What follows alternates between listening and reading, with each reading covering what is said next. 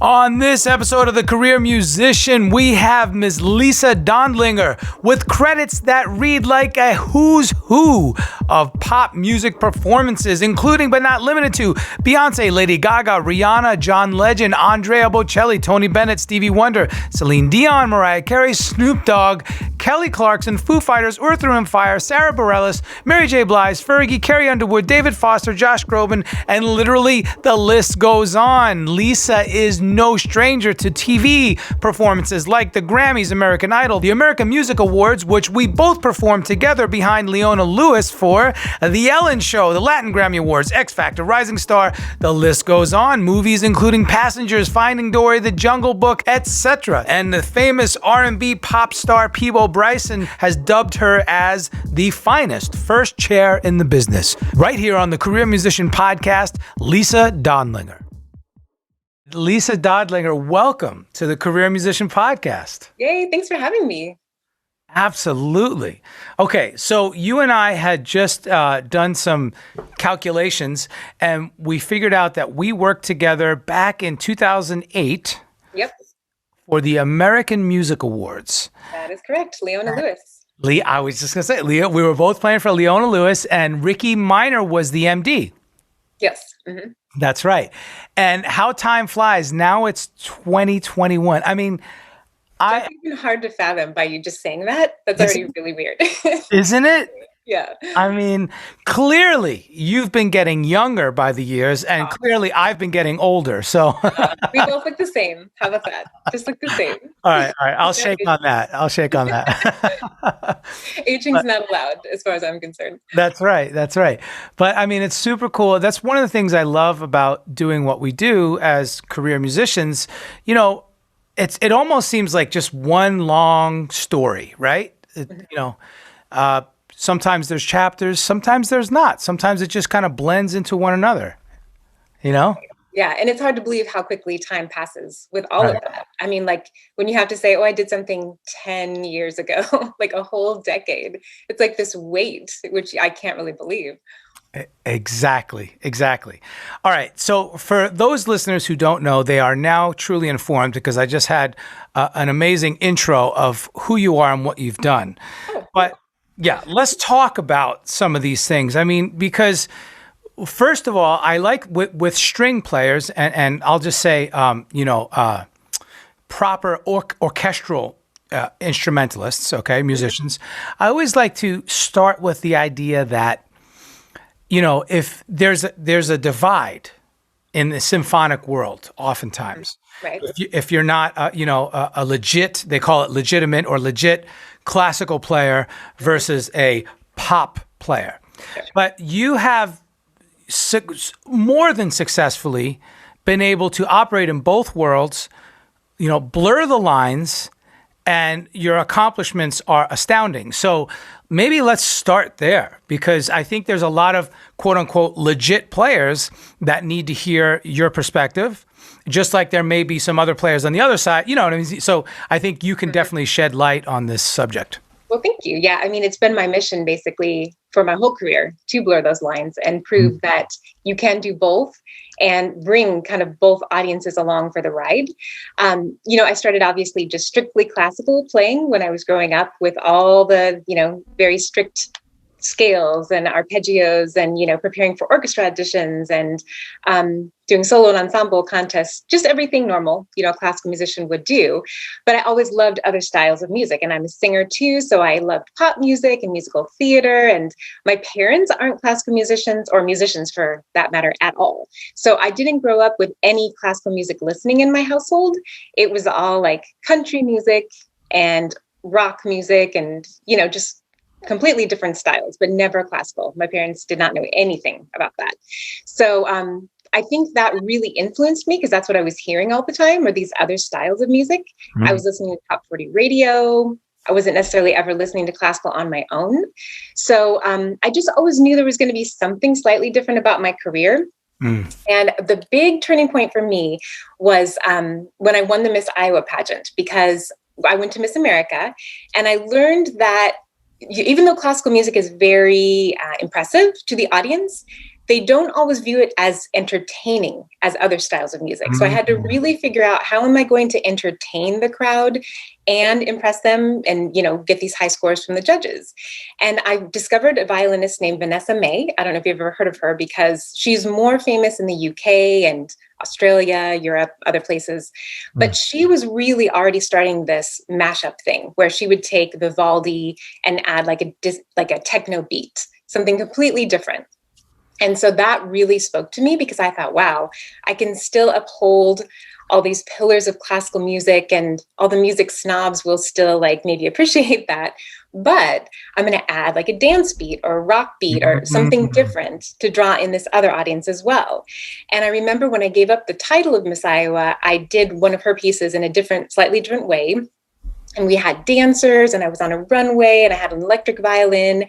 And the entire audience, when I finished, like jumped out of their seats. I mean, not just stood up, but literally jumped at once. And that's when I knew, okay, I've really got something here. Like, something is pretty special. And so the rest of my career has just been figuring out ways to combine those worlds. Like, how do I get the classical music audience to love pop music? How do I get the pop music audience to love classical? And that's just been my mission. Well, you have successfully, like you said, blurred the lines, but, joined the two worlds together. And, one of the common threads that no matter what genre you're in, we all share is that we're in the entertainment business, right? Mm-hmm. So it sounds like you had your finger on the pulse of that concept at a very early point in your career. And man, you just ran with it. Well, thank you. I appreciate you saying that it's successful. I mean, that's always up for grabs, how successful you are. But I have found audiences that appreciate it. And so that's really, really exciting to me. And I've had people tell me that, wow, I didn't think I even liked the sound of the violin until I heard you. Or I only like the violin when I've heard you play. And then maybe they'll start listening to other people play and other styles of music. So, yeah, I mean, if that's been at all successful, and I'm really grateful. Absolutely. Okay, so you also let the cat out of the bag. I was going to bring it up, but you beat me to the punch. Miss Iowa for the 50th Miss Iowa pageant. Talk about that. I mean, that's a huge accomplishment in and of itself. So and now, for me. Yeah. Now, if we rewind a little bit, tell us a little bit about your history and how the music bug bit you. And then, of course, it's obviously your home state is Iowa. How did that all transpire? Well, like I said, I mean, everything in my early years was just pretty much normal. I was taking private lessons, and I was playing in all the all-state orchestras and doing all the vocal things too. And my training was, like, again, pretty normal, except for I was listening to other styles of music. And so I won a big show in Iowa called the Iowa State Fair Talent Show, which is actually on TV as well. And that's when things started kind of changing, and Miss Iowa became interested in me. I had never seen, and actually before or after, there's never been a violinist who has won this competition. It's usually singers, dancers, cloggers, anything you could think of at a state fair. Wow. But I thought, well, why can't a violinist do this? And actually, I did play a straight classical piece, Zigeunerweisen. And luckily, it was enough that just by playing classical and nothing else, I was able to win. So that was on TV. And people from the Miss Iowa pageant happened to see it, and they started contacting me. Well, at this point in my life, I was, like very strict classical. I was very much like academic oriented. Pageants had approached me at different points in my life, but I thought it was absolutely ridiculous. Like, why would I, as a classical musician, be parading around in a swimsuit on TV? Like, why would I do this? Right. But then they started explaining more about the Miss America organization and how it's the largest scholarship organization in the world for women, and also all the opportunities I would have to perform as a musician if I were to win. I would win all these scholarship money. I would have all these appearances. I would do public speaking. I would be able to work on community service. So that sounded kind of cool. And I mostly had my school paid for, but my master's degree, I did have 1 year that I had to get a little bit of loans to cover. And you can use it to repay loans as well. So, so I decided to give it a try and, was successful. which is pretty amazing. So, That's and I amazing. paraded around in a swimsuit. Okay. Yay, yay for me. Well, okay, there's so much to unpack there. All right. All right. So first of all, the tenacity that it takes to say, you know what, I'm going to do this. I'm going to go forward with it, regardless of what my colleagues, peers, mentors, teachers might think. Yeah, it was a bit of a novelty. It's funny because I remember my teacher at Indiana at the time, Franco Gulli. He's this old school Italian, like one of the great virtuosos of all time. And I don't think he really even understood what it was, to be honest. But he was just so supportive that he thought, oh, great. Okay, it's like another competition, right? Like she's going to go prepare for this competition. And that's really cool. So I was lucky, but you're right. Colleagues probably had a different, and much to his surprise, I'm sure. Okay, but the reason why I think it's so cool is because, first of all, once again, you're being the maverick out there, showing the classical, quote unquote, legit world that no, we don't have to fit into this mold. We don't all have to be, stiff, diehards in this one, regimented little box. We could still live life, enjoy life, and enjoy all of the other, aspects that there are within the music itself and entertainment and just, like we said, life in general. So also, though, this is another interesting aspect. You just said it, and that's why I'll bring it up. You paraded around on stage in a swimsuit. So there's so much in today's world. There's so many different political correctness, boxes that we have to check. There's a lot of, let's just say there might be a lot of different perspectives on this concept. For sure. And to that point, Miss America doesn't even have the swimsuit competition anymore. A few years ago. There you go. Now, obviously, Miss USA still has it. Miss Universe still has it. All the other pageants do. But Miss America did portray itself as, more of the academically oriented scholarship, just like upstanding female. And yet we had the swimsuit. Now it was called the lifestyle and fitness. And don't get me wrong. I mean, I worked so hard in the gym, and that was kind of the thing for me is like, I didn't know with pageants how hard you have to work. It is one of the hardest things I've done in my life is be in the gym for that many hours a day. You have to read the newspaper just constantly. You have to be up on every single current event and have a informed opinion about those events. You have to have community service platforms. You have to practice your talent. I mean, it's endless what you have to do for these things. And people just think about the swimsuit. So, I think in a way it's good maybe that the swimsuit portion is gone because now they can focus on what we're really working towards. That was just part of it because that's how the Miss America pageant started as a swimsuit pageant, but it evolved so far past that, obviously. Well, that's exactly why I wanted to ask you, as a successful, intelligent, well-studied, well-practiced, talented woman, in the modern age. I definitely wanted your take on it. And I think just by, others hearing your viewpoint is going to be helpful, because I'm sure there's going to be a lot of young women out there, or young and old, whatever, of all walks of life throughout whichever they are, who will benefit from hearing your perspective. Hopefully, yeah. I mean, and also, physical fitness has always been a really big part of my life, just in general. I mean, I've always exercised a lot.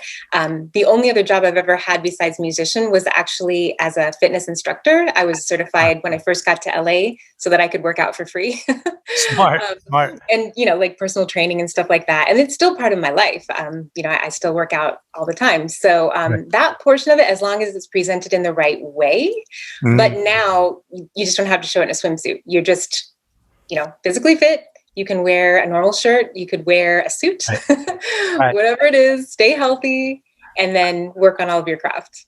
I love it. All right. So let's fast forward. So you leave Iowa and you head west. What was the impetus for you coming out here? Yeah. I was crazy. I don't know.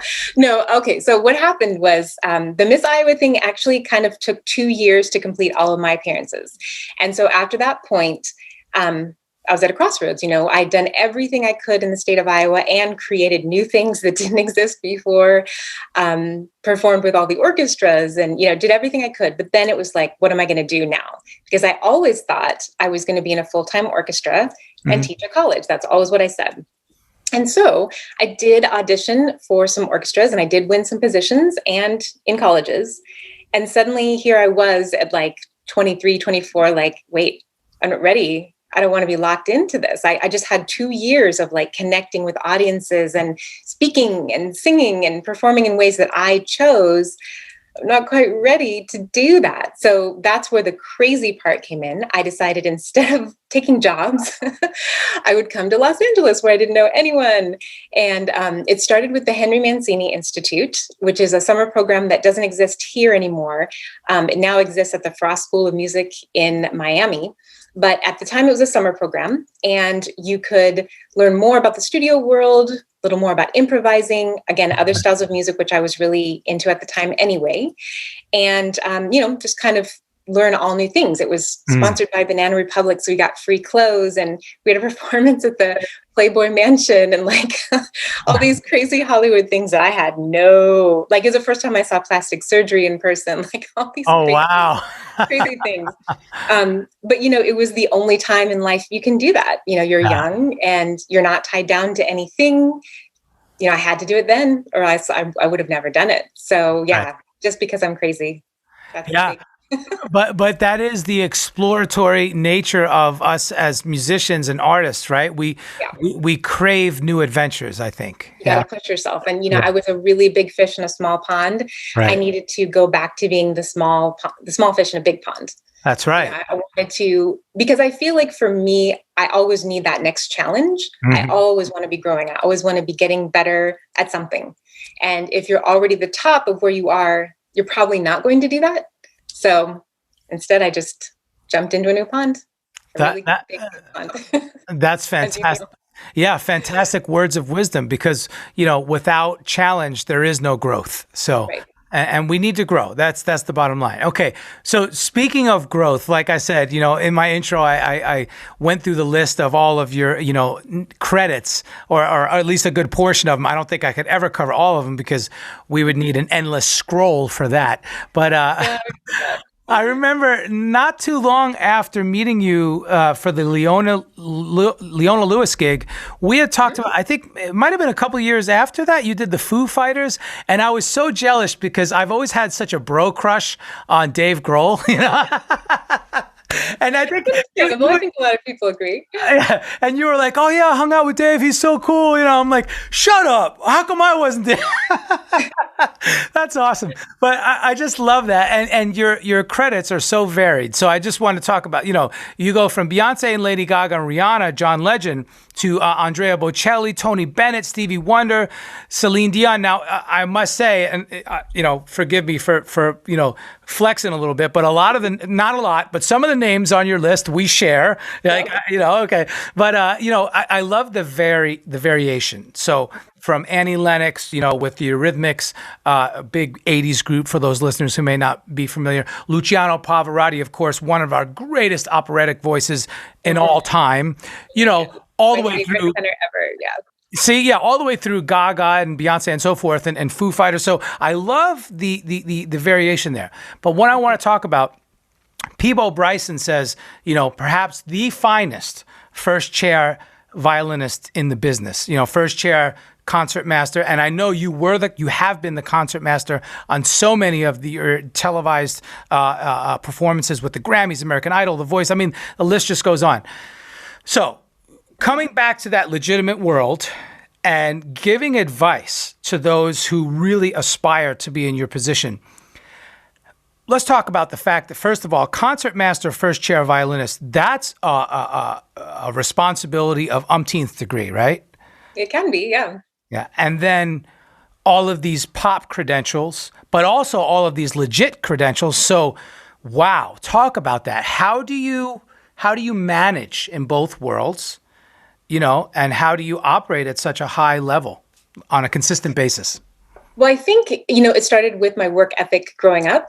I mean, I was very lucky to be gifted with musical ability, right? I mean, you have to have that. But then if you don't choose to put in all the work yourself, great. I mean, so like you have ability, what are you going to do with it, right? So I'm not afraid to practice a lot. I mean, I still practice a lot. And I learned from my teachers growing up that no matter how good, I'm never going to be at the level that like Franco Gulli was, my teacher at Indiana. He was like one of the greatest violinists of all time, right? And yet, every single day before he taught lessons, he was practicing in his 70s at 9 a.m., still doing scales, still doing subcheck. And so that was, like such a great example for me. Like, wow, he's at a level, no matter what I do, I'm never going to be at. And yet, he's still working hard. He's still keeping his skills up, right? And so, I made a pledge to myself at that point, like, I'm never going to stop practicing ever. I don't care what I do or don't do, like, I'm still going to practice. And I still do. Like, I still make sure that I do my scales, I do my subcheck and my arpeggios and my thirds and my octaves and practice concertos. So even if I'm playing pop music, which doesn't need all that, I still have it ready to go. I never want to be in a situation where, okay, tomorrow, can you play this piece? Yeah. I always want to be able to say, yes, I can, because my skills are still all there. So I think the biggest thing is you cannot be afraid of hard work, because if you are, then 20 other people are going to be right behind you. I'm ready to work hard. Right. So, you have to continue to work. And I don't think I'll ever lose that. Like I said, I did make a pledge that I've fulfilled every day, and there's no reason to not keep doing that.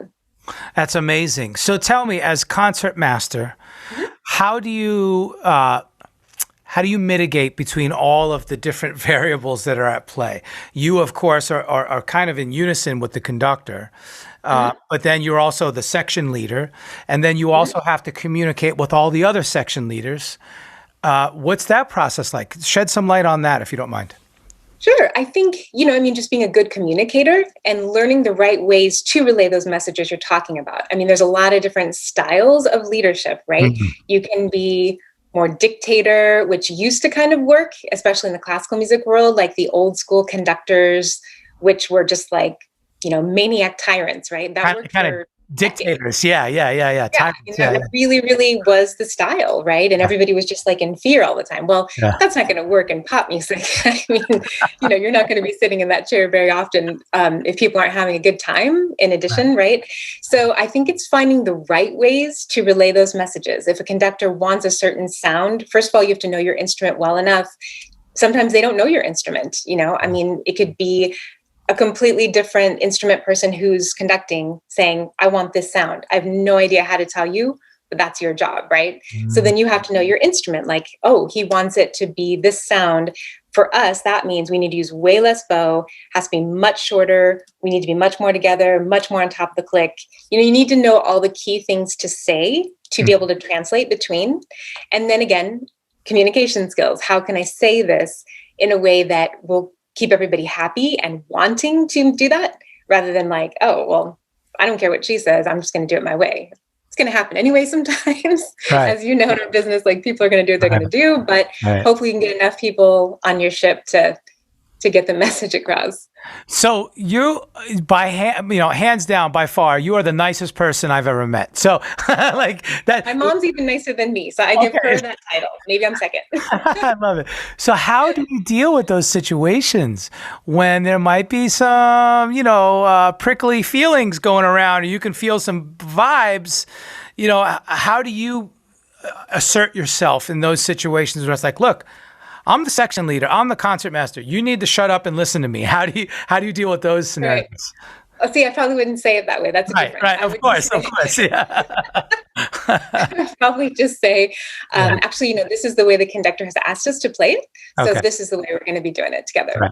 Right. So you keep everybody on board. You keep throwing it up the chain, which is a good. That's a good psychological method. You keep putting up. Hey, listen, the guy above me, the woman above me, the person above me wants this. The person hiring us has said this, so which means we need to do this. That's right. I love that. That's great. But I do have a good way. People have said sometimes when they're trying to think of ways to say things, they'll tell me, I tried to think, like, what would Lisa, how would she say this? I'm lucky that I have a good way of saying things that it isn't condescending and it isn't like, again, like a dictator. It's just, oh, let's do it. This is a team. Let's make this the best possible product we can. This is the way to do it. That's right. Because I want the listeners to understand that as professionals at our level, what we've accomplished over the years, we have worked with some difficult people. Yep. And we have been under the leadership of some, tyrannous, like you said, tyrants kind of leaders. And it's no fun, right? Right. And you just have to, head down and Yeah. do the work because, again, you're not the highest on the food chain. That's so right. You definitely have to pick your battles. But also, and to that note, all puns intended, I've seen you as when you're not the soloist or the concertmaster, you're just part of the section. I've seen you take the lead, and you have no qualms. There's no qualms about it. That you're super humble and you're just willing to follow. And I think those are the qualities of which make a good leader, right? When you're willing to follow just as much as you can lead. Yeah. Yeah, I mean, because again, you can always learn something from someone else, right? Right. So, and again, whatever job, I mean, you're hired for a specific role, right? If you're hired as a leader, you come in and you're ready, and that's the hat you're wearing. If you're not, you better not act like that because, again, you're probably not going to get hired that much. I mean, LA is really prickly that way. So. Whew, I mean, competitive. I think, people who haven't lived here and experienced it for at least a few years, it's really hard to depict that, right? It's really hard because, I mean, especially coming from Iowa where, it's not as cutthroat and there aren't the same opportunities. Let's start with that, right? I mean, I always try when, I've had a lot of bad experiences, unfortunately, with people in LA, maybe thinking that because I'm so nice, they can walk over me or, just different things like that. Mm-hmm. But, I hadn't experienced any of that before I got here. So, I had to learn to grow a much thicker skin, first of all. So I learned some really hard lessons.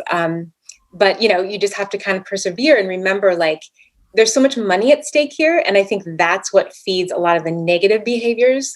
Everybody wants this job and this job pays more. And then this job pays more. And they try to work up their, ladder, but maybe not in the best ways. And you see both work, unfortunately. Sometimes people are successful that way. But if it doesn't feel right to you, you can't do it. Right. Man, so true, so true. All right, so I want to back up a little bit again because you had talked about the fact that you had resolved to practice every day, and I love that. And then you mentioned that, I'm going to practice my scales, I'm going to do my thirds and my octaves.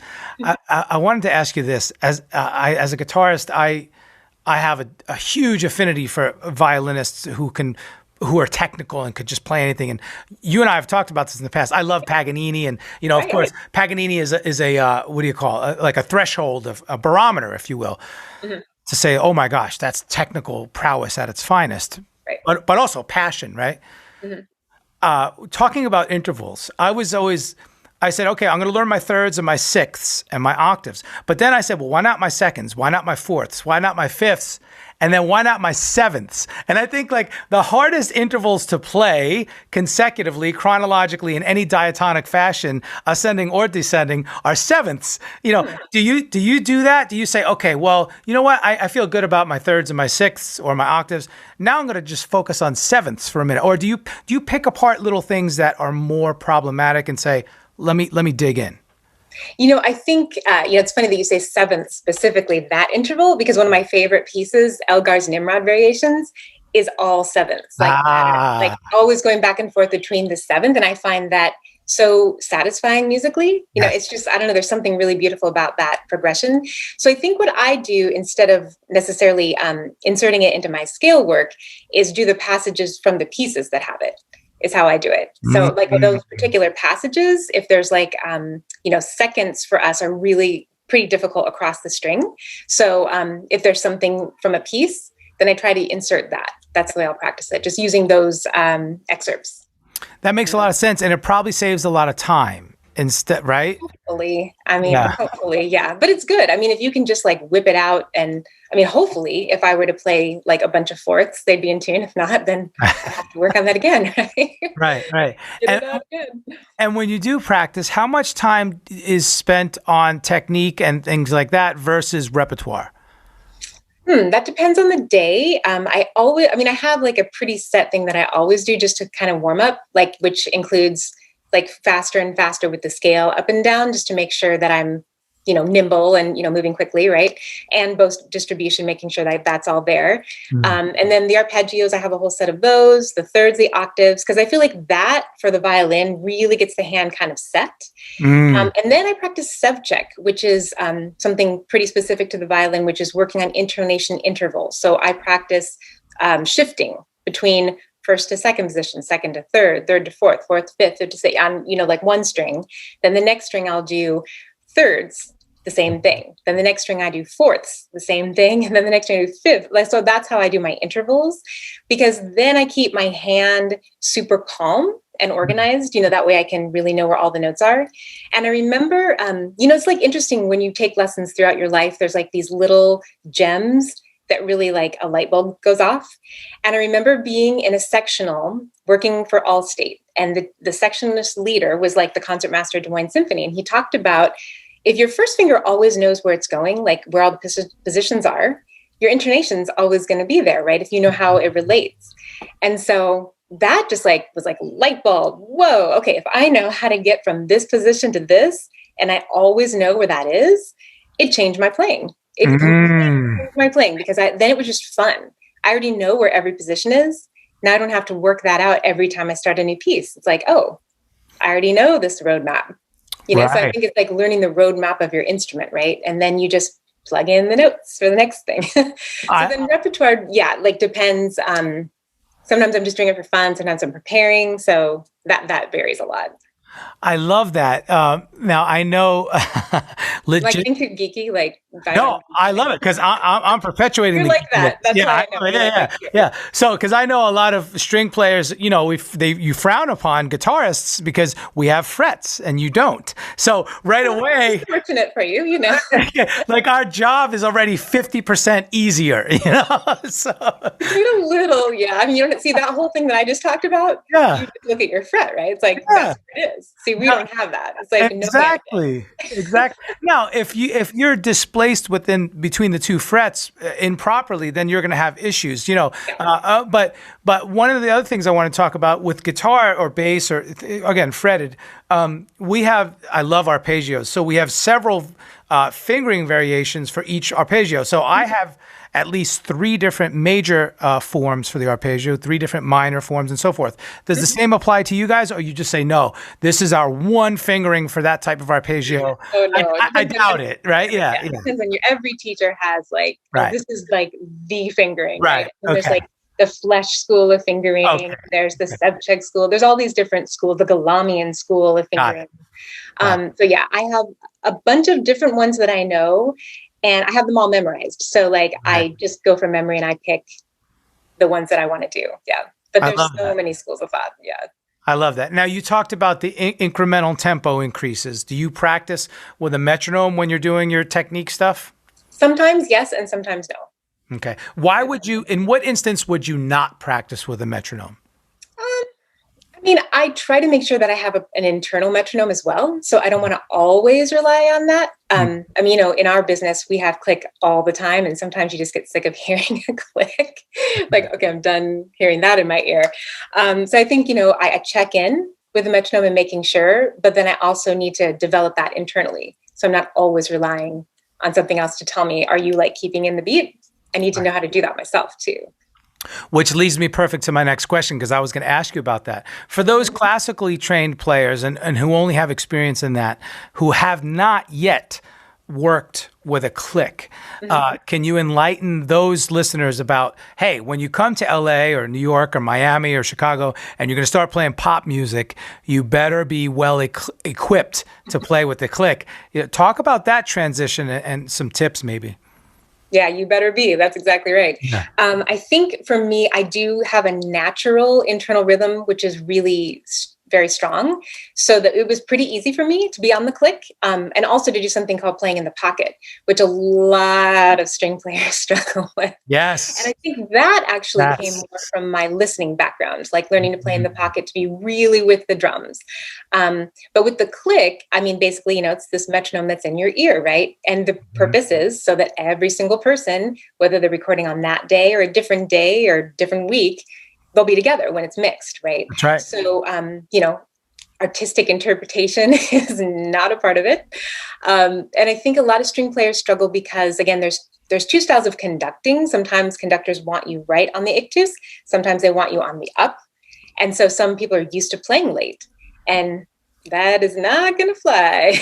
I'm so glad you brought that up. First of all, any modern film score that you've listened to in the past 3 decades or more has probably been performed with a click. Right? So, but now let's talk about that, because that was my next question. I remember doing a Kennedy Center's Kennedy Center performance with a conductor, a very well-known conductor, and we had a blast. We were there for 3 nights, and man, me and all the other band members were saying, we were in the electric ensemble, with the orchestra behind us. We said, man, if you watch the conductor, you're going to get lost. Yeah. You have to listen to the click. What I noticed that some conductors that you can visually, they land on the downbeat and in pocket, and you're like, oh yeah, I can see that, I can feel it, I can interpret it, and done. But other conductors, you're like, what the heck are they doing? It's so erratic. Yeah. How do you balance that?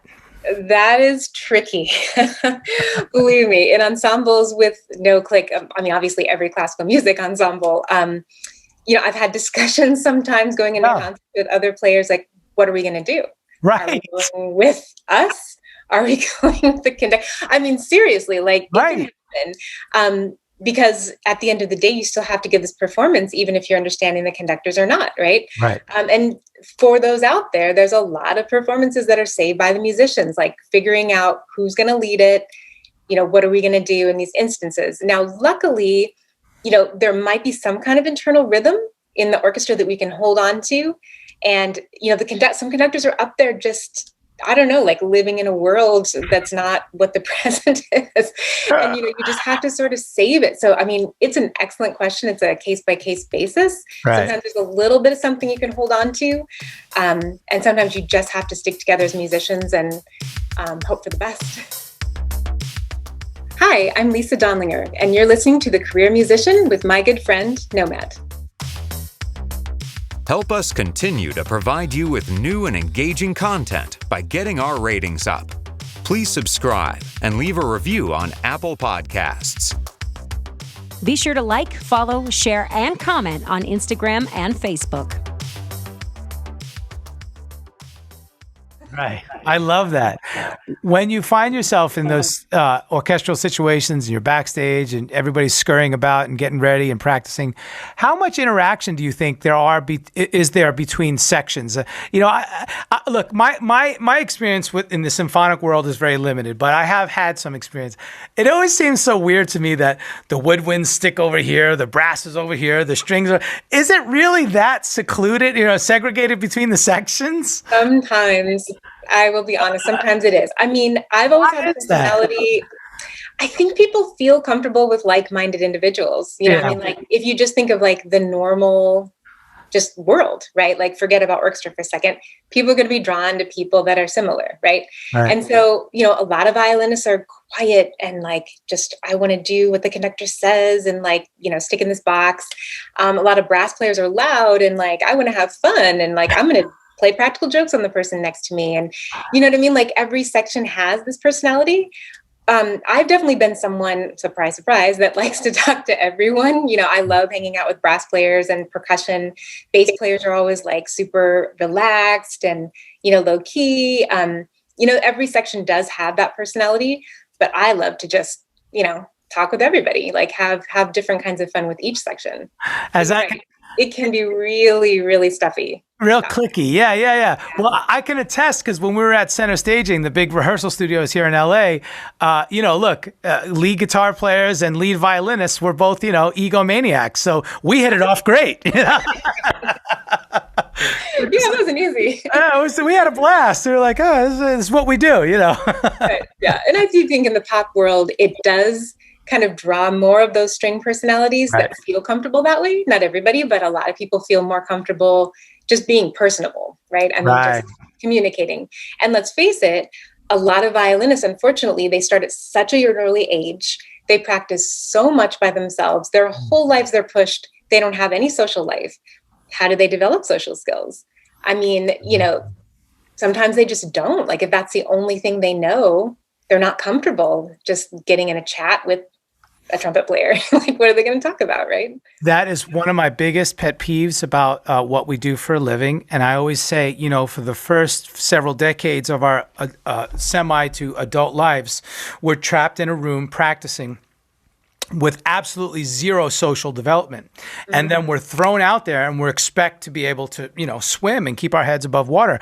But that's not the case. And one of the things I want to advocate for is telling musicians, look, yes, you know, from the time you were 10 or earlier, but the time you were 10 to the time you were 20, you were shedding. Okay, so that decade. But now you have to learn how to be a person, right? Yeah. It's like a paradigm shift, right? Yeah, right. So true. Okay, so now so many questions, and I don't want to keep you too long, but we're getting close here. So let's talk about the sight reading. So I know in the classical realm, oftentimes you have plenty of time to work up a piece, quote unquote, right? You might get a piece. Typically, what do you think? Do you get it 1 or 2 weeks out, or do you get it before that sometimes? Or I think in today's world, it's usually like a week. I mean, well, okay, that's not true. You maybe can get the music 2 weeks before. Okay. You're rehearsing with your ensemble for a week, and then you're performing. Is kind of average. Now, when somebody like Adam Blackstone or Ricky Minor calls and says, "Hey, we're doing this television show, and on the show is going to be John Legend, Gaga, Beyonce, and Kelly Clarkson, and let's see, today's Friday, tomorrow's rehearsal downbeat is 10 a.m." And you're like, "Oh, all right, okay." So now and your answer is, "Oh, absolutely. Cool, I'm down." The contractor calls you for the music director, and you say, "Oh, absolutely, I'm down. Count me in." So you show up on set 10 o'clock, and I want to come back to that because you don't show up at 10 o'clock. You show up way before that. Yeah, already late. Yeah, exactly. On time is late. Yeah. So you get there, and you're like, and now they throw the book at you, and each artist is performing 2 songs, and you have a book of 6 to 8 songs. What's the first thing you do? Well, you mentioned sight reading, right? And so I had so much great sight reading experience growing up. I was really, really lucky. And I had no idea what it was training me for at the time. Right. But for an example, when I was in college, my freshman year, I'll never forget this. So we had these ensembles that were created for the conducting students, these chamber orchestras, right? So I'm a freshman. I go in, there's doctoral students there, master's students, people that have been there. The conductor looks at me, and he kind of knew a little bit about my ability. So he said, "You, there." And he was a really scary, at the time, like I learned later he wasn't as scary as I thought. But at the time, he was like so scary. He was like this tall, older man. He wore like a vampire cape. Like, so you didn't say no. I was trying to say no, like figuring out a way, like, no way, I'm not going to do this, right? He's like, "No, you sit there." It's like, oh God. So that was my first concertmaster in college, right away. And all this orchestra did was sight read music every single day. So the conducting students, they'd prepared, but we hadn't, right? So like they'd and these were like full symphonies, much harder to sight read than what pop music is, and had to be ready. And I had to lead the orchestra in pieces I'd never played. And I was this freshman, right? But he knew I could do it. And so he pushed me. And every time I had a solo to sight read, he'd say, "Okay, everybody, let's stop. Let's have Lisa play the solo so we can all hear it." What? Are you kidding me? I am not. Talking about being put on the spot. I mean, like, and you're a freshman in college, right? So you're like 17, 18, like, oh my God, everyone's looking at me. But I did it, right? Because I had no choice. Like, he forced me into this, right? Again, so fast forward, I had no idea like what that was preparing me for. But by the end of those years, I was like, put anything in front of me. Like, I don't care. Like, I'm ready, right? I love that. So now everything is easy to sight read because it's like, I mean, pop music, our charts are never going to be like so crazy as classical music. So it was a great experience. I was just lucky that that's what was my training. That was my whole life, right? So anybody out there, however, just if you don't have that situation, you got to create it for yourself, because once you get here, time is money. Like in a recording session, like if you let's say in the violin world, if you make an audible mistake, you can maybe do that once in your career, and then you're going to get labeled as like, wow, we had to redo that take because that person made a mistake. You know what I mean? Like, you just can't do it. Okay, let's park there for a minute. Okay. Because I want people to really understand the gravity of the situation. We're not exaggerating. First of all, you're talking about a studio that costs $1,500 to $3,000 a day. Right. You're talking about probably with any kind of chamber or orchestral situation, you're talking at least from 3 engineers all the way up to 6 or 7 different engineers to do all the mics and all the wiring, right? You're talking about a producer. You're talking about a head engineer. Talking about maybe a director, right, of the program or the score, of the film. I mean, conductors. So. And then you're talking about the orchestra itself. All of these are salaried positions, right? You're talking about pay. So that's why when Lisa says, time is money, you really mean it. Yeah, it literally is. Like every minute. I know there's been like these people that have broken it down, like how much 1 minute of like a full budget session would be with an orchestra. I mean, it's like astronomical. You just can't even believe it. So you do not want to be the reason for them to have to do another take. You just don't want to be it, right? And of course, people are human.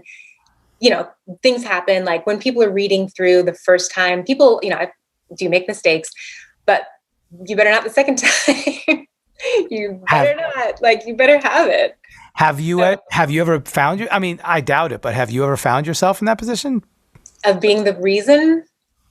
I seriously doubt. The only thing I can think of is I had like my stomach growled one time. I don't even know if they knew it was me, but they heard it. Like, cause these studios, right? The mics are real sensitive, everything, right? And that's always one of my, like the last hour before lunch, I'm always really scared. Like, please do not be the reason. I mean, you're human, but you're like so scared because again, for violinists, like in your position, they're hiring you, right? Yeah. They know you personally. You're one man that they want. Strings, not always the case. You're just like on this list and you could be replaced so easily. So again, you can't be the person like, again, if you're there and they want your sound and you make a mistake, who cares? Because they want you. But if I'm there as part of a section, we can get someone else. Wow. So you cannot make mistakes. Okay. You have to be ready. That's a great segue. Let's talk about the dynamic and the different relationship levels here between player, contractor, producer, and things like that. How does all that work? Let's just hypothetically say you get called by your contractor to be on a big televised performance with at least 3 or 4 big pop stars. Talk about that. How that all breaks down. Yeah, I mean, that's like a pretty normal job in television, really, is like a special, right? That would have all these different artists. Right. So, I mean, that would be a pretty normal thing to do. The contractor emails you. It's all email now, right? Oh, that's right. I mean, people used to have even pagers before I started working. I heard about the pager. Right. And then it was like the calls at the studio where everybody would be lined up to get their call and all these, like through history, how it changed. Wow, yeah. And now it's just email. So you have to have your email on all the time. Mm-hmm. I've missed jobs before because I didn't respond quick enough. So I was just going to ask you, what's that window? What's the threshold there? Again, it depends. If they say ASAP, and sometimes they will say ASAP, that means the first people who respond get it. So they put out lots of calls because I've had calls. Literally, I was at the beach. Can you be at this studio in like an hour? Yeah. I mean, you drop everything and go, like depending on what it is. But it's like a movie because the residuals can be thousands of dollars, right? So, I mean, you just have. It's unfortunate, but we have to be like. I mean, up until this past year, obviously things changed and it's slower. Right. But like, you have to be really married to your phone, making sure. I've had texts that said like, you have to get back to me within the next 5 minutes or I'm moving on or, but sometimes you have a day. Like that's the standard is you don't respond within a day. They'll maybe like Dateline will send you one more email saying, oh, we didn't hear from you. And then we're going to move on. That kind of thing. I love that. Yeah. I think that's part of the excitement of our job. We thrive on some of that. We thrive on that to some extent, don't you think? Right. Except for when you miss one. Except for when you miss one. And then you like the lowest of the low. Like, how could I miss this? I was beat yourself up. Yeah. 1 hour up. All right, I'm so glad you brought that up. A perfect segue when you say residuals. I'm such a huge advocate. Here at the Career Musician, we are advocates for the Musicians Union, for SAG-AFTRA, for, what is it? The Film Music Secondary Markets Fund, the Special Payments Fund, the sound recordings. Talk about that, because so many, especially young players, are like, what is that? What do you mean you get residuals? And, you know, you just said it. Yeah, just like, you know, if you see a commercial on TV, for example, you know, the actors that are in those commercials, every time they play, they make money, right? Well, same thing for us. If we play the music on that, or if we're on camera, I've had both experiences where I filmed something. I didn't know for sure if I'd be on camera. So you're paid a certain rate. And then if you're on camera, then it's bumped up to way more money, and you start getting all these checks, and that's really fun. So, and sometimes you go in to do a jingle. It happened with, 2 years ago, where we did a jingle. And they thought they were going to get the job. They didn't know. They did it all under contract, thank God. And, you know, it went national, and it's been for 3 years, like a national commercial. I mean, you make money. You play in a movie. Now, the movies are a little different because those are how well the movie does, right? So, like, if you play in a movie that doesn't do so well, you don't get so many residuals. If you play in a movie that does really well, you make a lot more. And then there's record dates, where those are just put into a big pie. And the number of record dates that you do, then you're divided, you know, amongst the number. So it's all like a little different. That's right. How the residuals work. That's right. I remember the first film that I played on when I moved out here in 2005 was Mr. and Mrs. Smith. And I am so grateful, because to this day, I still get residuals from that film. And I know you said, I mean, Film Music Secondary Markets Fund, you get a list of all of your movies every year. So you can kind of keep track and make sure everything's on there. And you're no stranger to film scores. Passengers, Finding Dory, The Jungle Book, the list goes on. You know, okay, so you have all this experience. Now I want to talk about real life. Let's say somebody decides to move out west. They land here. They're going to do it just like you did when you came out here. What are the realities of a day in the life of a real career musician, you know, player such as yourself? We said it, we alluded to it earlier, on time is late. Talk about, you get that email, you respond, you say, yes, I'm available. Thank you so much for the call. Please let me know, you know, anything else, you know, I'll be awaiting the details, right? What's next? What do you do next? Well, for me, I just make sure that I have all the things, you know, I put it in my phone right away, or some people like to write it down. I used to have a book that I wrote. Now it's in my phone. You know, again, the time, alerts, you know, like to make sure everything's like ready to go, right? Only once in my career did I go to the wrong studio. And it was only because, and you never want to do this, and this is why I double checked so many times now. Thank goodness was a composer I'd worked for a lot. And he had always worked at the same studio, had always worked at Warner Brothers. And so I'm, you know, on autopilot. Now, luckily I was really early. I was like 45 minutes early. And I get there and something felt weird. And I went to check in and I said, I'm here for 10 o'clock scoring. And the guy was like, I don't think there's anything going on. It's like, oh my goodness. Okay. Please tell me you didn't have to go from Burbank to Culver City. Yeah. So yep. And if anybody knows, especially like LA rush hour traffic in the morning going over the hill. Oh man. Now to my credit, so I called Dateline right away. To anybody who doesn't know, Dateline is like a service that they're between the contractor and you. So they send you the email. Right. And I called them in a complete panic. Oh my gosh, I've never done this. And they knew that I'd never done this, right? So I had years working in LA. It's going to be okay. We'll let them know. And I got 5 minutes late, which is horrible, obviously horrible, but you know, 5 minutes late. So you just never want to do that to those listening, especially in the beginning. You have to establish yourself for a long time because you get known as either the person who was late or the person that didn't show. You never want that reputation. No. So again, that was years into working. I was afforded one mulligan. Okay. But so you have to be early. Like for me, pulling up to a studio, I like to be there about 30 minutes, especially the bigger studios, because you have to park in the structure, you need to walk, and you need to show your face that you're there early. And then the weird thing is, for string players, it's probably not like this for you. You don't really warm up. Right. And this is something that I had to get used to because in orchestra world, everybody's warming up. Scales, you got your piece out, you know, you're getting ready. Nobody warms up in the string world. So you just have to be ready to sit and play everything perfectly. Like, you know, your headphones plugged in, ready to go. And that's it. No, it's the same here. If I get called for a date where I actually have to be in the studio in person, there's no warm up. You just You just show up and you plug in and play, you know, you just go for it. Yeah. Yeah. And Wow. so for classical musicians, that's just something to be aware of. Like it was really weird at first and I almost didn't believe it, but it is how it is. You sit down and you play.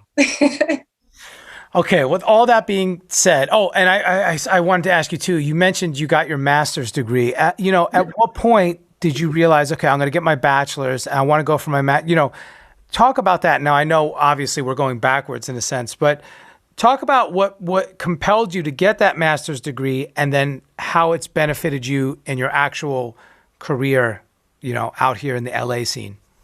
Sure. Yeah. I mean, I was, again, super into academics. So, when I first started college, I was going to double major in music and like computer math, and then I found out I was supposed to be in a lab for computers 4 hours a day and in the practice room 4 hours a day. And I thought, oh my God, I won't have any life. So I dropped that pretty quick, but that was my brain. Like I was really serious about, my studies. So I thought I was going to get a doctorate. That was always the plan. Like I wanted to have like a doctorate. And so, master's I didn't even think about that at all. I knew I was going to do that. But during my master's degree, you give your recitals and all that, but there was a lot of paper writing, like huge papers. At Indiana, it's really intense. And the doctorate at Indiana is possibly, from what I've heard, the hardest place to get one. They give you 35 years to complete it because they know it's that hard. And the average is like 8. Yeah. It's so difficult. The amount of papers you have to write, dissertations, recital. I mean, it's crazy. So when I heard that, and my path was starting to go a little bit in this pageant and like different styles of music world, I thought, well, let's see if I can make it without the doctorate, because I just couldn't see another 8 years in school. I at that point in my life, I wanted to just start living. Yeah. So again, the master's degree, that was an easy decision, and then doctorate. And I thought I needed a doctorate to teach in college. It turns out if you have a really, great master's degree and a good performing career, you can kind of, make it work. Like I've had teaching positions at colleges. So, but if that's what you want, then you probably do need to continue to the doctorate. Okay. Perfect. Okay. So getting close to wrapping this up here, How do you define success? I mean, clearly, Lisa, you are so successful. For me, as any onlooker would say, "Oh my gosh, look at these accomplishments. She's so successful." But I know success means something different to to all of us. How do you define it? That's a great question because, success happens obviously when preparation meets opportunity, right? So I was really prepared and I was given opportunities. However, to me, I don't know if that I consider as successful as like the projects I've done on my own, for example, because, that's just somebody deciding, oh, I'm going to hire this person today, which is great, but it's also really disconcerting. You have nothing to hold on to. Like that's one hard thing about being a studio musician people have to understand is you don't have a contract to do anything. It's like every day you're just waiting for the next thing, right? So for me, the most successful things I've done have been my own projects. Like I created an album of classical music and movie music that I did these mashups with some other arrangers. And that was like, not many violinists do that, right? But it was at a point, I did it 4 years ago, I finished the album.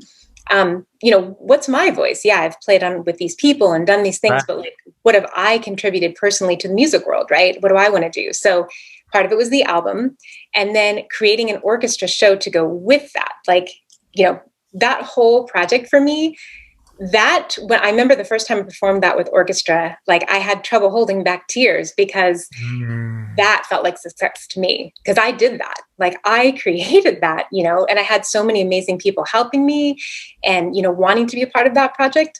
But, I felt amazing every single time I played with anybody else and incredibly grateful. But when I created something myself, that felt like success for me. I'll never forget when I saw the movies and the masters. When I think I caught some some social media clips. I was so impressed, and it's like you're actually conducting this interview both on the interviewer side and the interviewee side, because you're reading my mind. So I'm directing it. I'm directing the interview. oh, I like it. You're directing it. So it's perfect. It's perfect, because I was just going to ask you, talk about yourself as an artist, and because I'm the same way. I have my own artistry, Right. but it's always an interesting dichotomy, because it's like, the old saying goes, again, in the classical world, you can't serve two masters. You can't be a classical prodigy and also be a jazz head. That's a bunch of bullshit. Let's just be honest, okay? So yeah, talk about that, how you balance those things. Yeah, I mean, well, obviously the solo project I do on my own time, right? And I get to be as creative as I want to be. And then the other things, again, are like, hey, we decided we want to hire you for this today, and you're going to show up and do what we say, which Right. is great. And again, I love it. And I hope people still want to keep hiring me, please. But, Yes. but for me, that isn't enough. And everybody is so different with this. Like some people, that's fine. Like, let's say someone gets a job with an orchestra full time, and that makes them happy. And that's awesome. I wish I could do that sometimes. But I know that for me, that isn't my key to happiness. My key is, again, what am I going to do next? What is my voice in the music world going to be? And so, I had to find a way that, I couldn't just wait for people to hire me. What am I going to do? Right. I have to have my own project. So that's a lot of where Movies and Masters came from.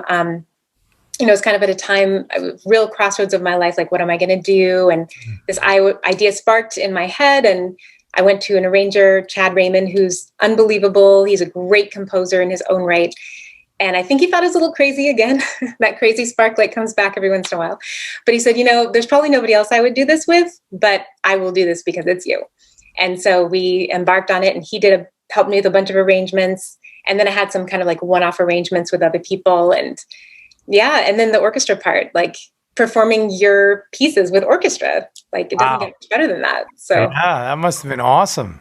Yeah, that again, like I had trouble. I did cry, because another thing I had a goal for this concert, which was to recreate what I had done at Miss Iowa, right? Like having people at an orchestra jump up and cheer like you would at a rock concert, right? Yes. And at the end of this concert, so that happened, right? And then I didn't have an encore prepared because it was so much work to get all these other pieces ready. We were kind of up to the wire to get it done. So we just reprised like the last piece that I did, which is a really high energy, like Mumbai dance party kind of thing. And the audience got up in it, like while I'm still playing, and started dancing at an orchestra concert. Wow. And I have a video of it. And oh my gosh, like that's all I wanted, right? And I talked to the audience as part of my show. It's not stuffy. Like I talk to them, I tell them stories, like, how things were created. And I didn't tell them to do this, but I'm so thankful they did, because that's all I wanted, was for people to not feel like they were stuck to their chairs for once, right? They got up, they're dancing, they're cheering, they're part of it, and they're going to remember that. So that felt like success. That's so awesome. That felt like success. I love it. I love it. So if you're doing what you love and you're making people happy and you're happy, that's success, right? Yeah. For sure. I love that. All right. I want to do some fun rapid fire questions, but my last question before we do that. Yes. How have you, acclimated to the new norm with the pandemic? Here at the Career Musician, we have a Pro Series Masterclass coming out, how to conduct pro level recording sessions from home. And I know that's a big topic with all of us now. How did you get into that scene, and what did you do? Well, kicking and screaming, I learned Pro Tools. That's right. Oh my gosh. And I'll tell you guys, it's not something I ever desired to be as an engineer. I've had the most amazing engineers working with me in the past, and I just didn't want to have to do it. I'll just be honest. Like there are people that are amazing at that, right? I wanted them to do that, but out of necessity, I learned it. So Pro Tools, I got a great mic, like all the right equipment. I just, invested in that because I wanted it to be the highest quality. If I'm going to do it, that's right. It needs to be sounding like me, right? I want it to be a good product. So, I'm fully set up. to do remote recordings. And, it's one of those things I'd put off for years. People asked me to get my own rig and I just didn't do it. Yeah. Sometimes you need an extra kick. And this was the one. We had no choice, right? So now I'm set up and I'm happy. I'm glad I did it. But you've done it for so long. Like I told you, it's not at all what I wanted to have to do. Yeah, I've been doing it since the late 90s, but it's just different. We're in different worlds. As a guitarist, most of my work, most of my studio work is done as overdubs, which means they send me the materials. I just did a whole entire Netflix animated series right here in my home studio.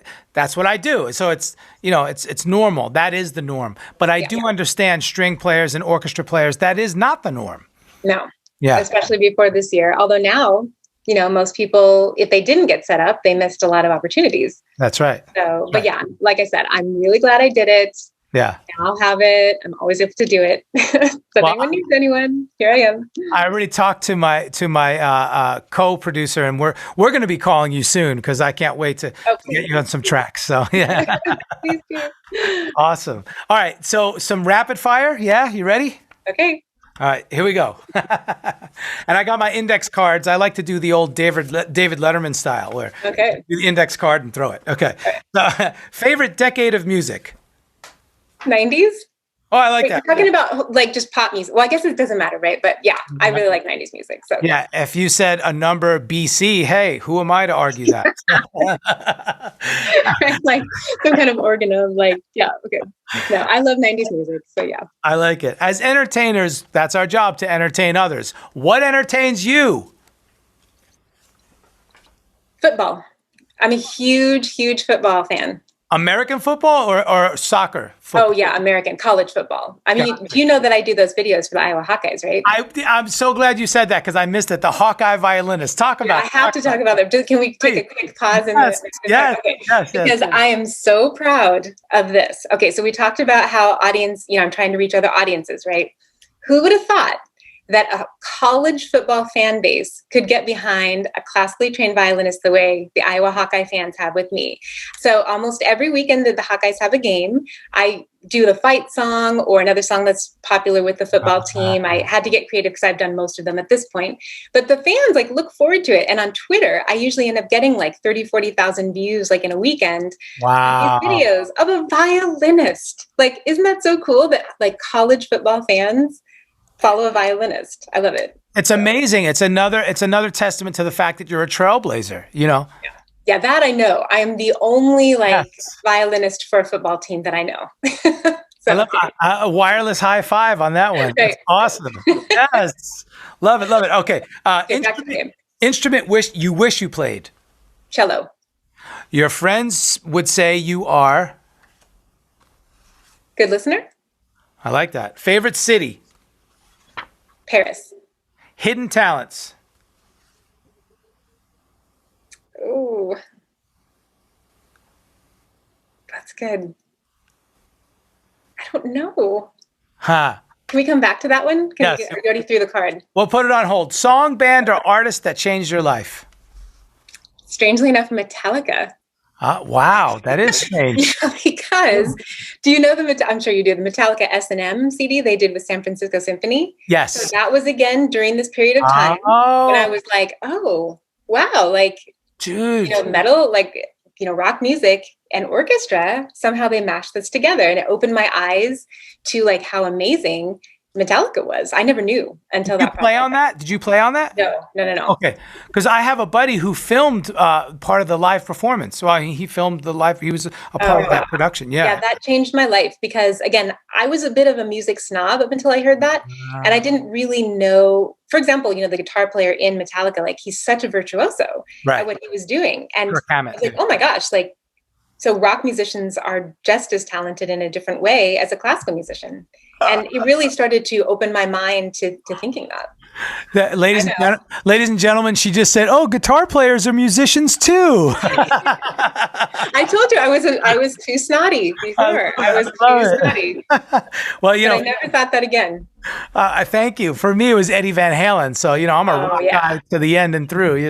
Amazing. Okay, musical guilty pleasure. See, that's probably gonna be like 90s music. So, because I know all of those, like. Are you going to tell me Debbie Gibson or Paula Abdul or what? No, mostly, wasn't it the boy bands? Okay, yeah. Like Backstreet Boys. Ah. NSYNC. I love Justin Timberlake. Okay. So, yeah. Okay, good. Well, who doesn't love some JT? Come on. Yeah. All right. Guilty pleasure food. I pretty much eat everything, so I don't consider anything. Good. I really do eat a lot. So yeah, I eat pizza, everything. Yeah. Okay. I Drink. don't not eat. Oh, sorry. You don't what?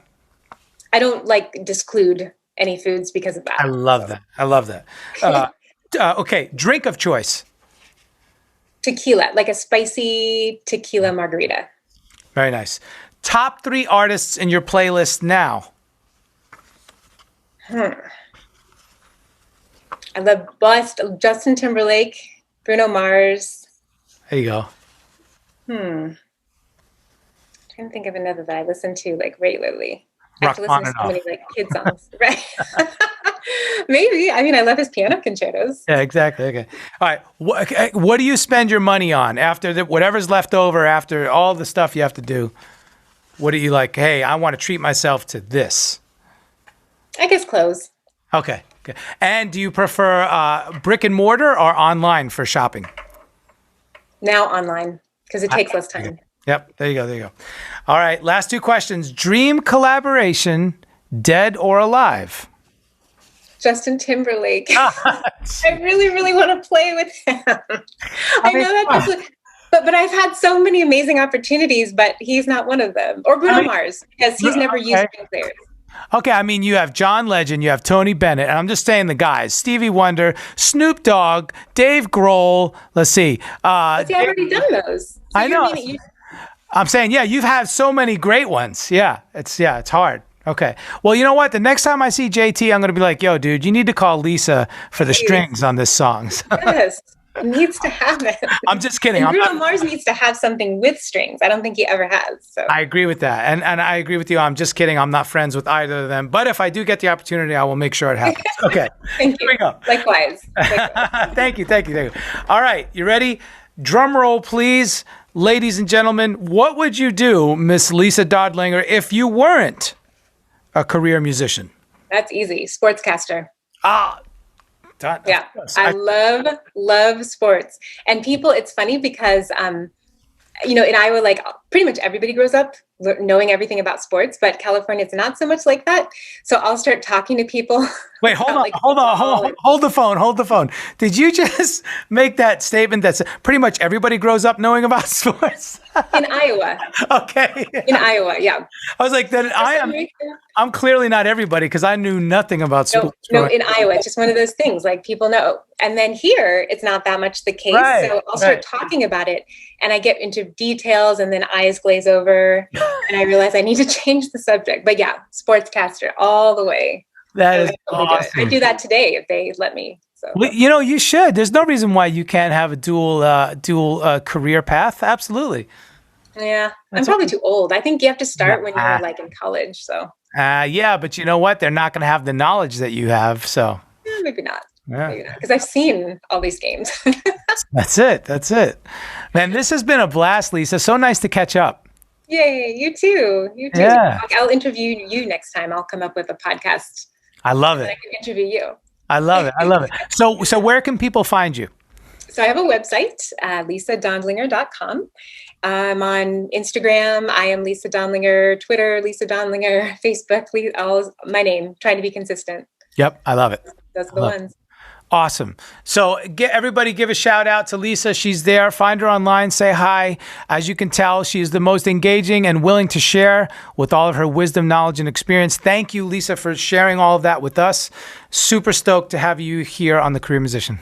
Yay. Thanks so much for having me. Absolutely.